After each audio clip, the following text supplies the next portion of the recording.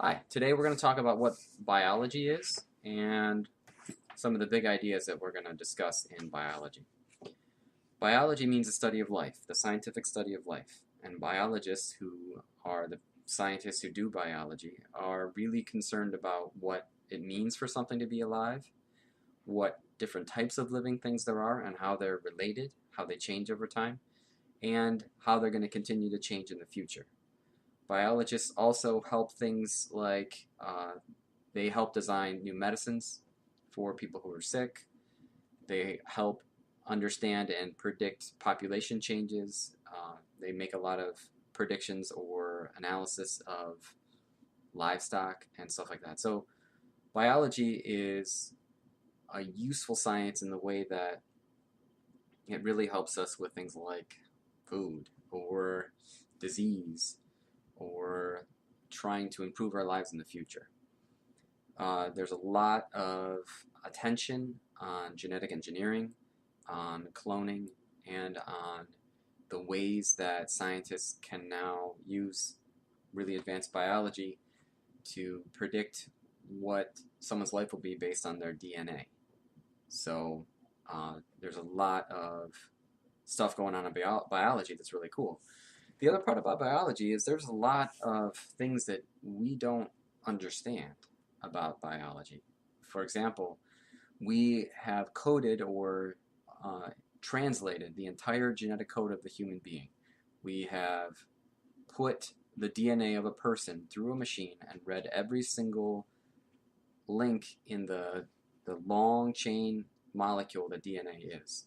Billions and billions of chemicals.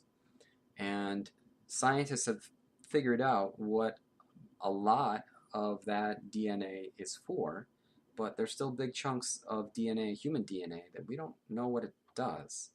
Or we don't understand, for example, that humans have fewer genes, which are a specific chunk of DNA that does a certain job or codes for a certain thing, than other living things. Like sometimes bacteria will have more genes than human beings do, and we don't completely understand why or how all of those genes become who we are.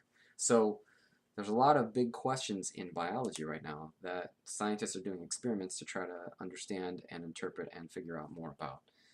Um, the big thing, or one of the biggest things with biology, other than the specific questions that they ask, is the way that they group living things.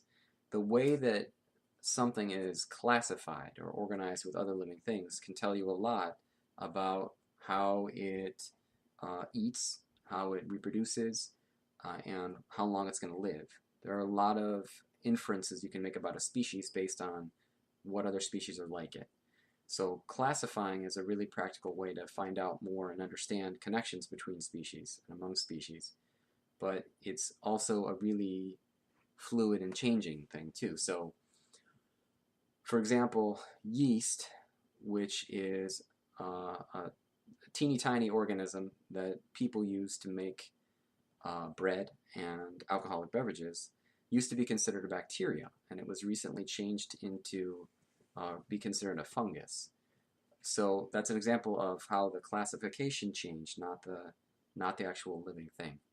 So classification is a big part of biology, and right now they've changed the general structure of biological classification to three big domains or three huge groups. The three big groups are eukaryotes, prokaryotes, and archaea. Eukaryotes are like your cells are eukaryotic cells. That means that your cells are more complicated. They have a nucleus, they have DNA in that nucleus, and they have different things in the cell that do jobs called organelles.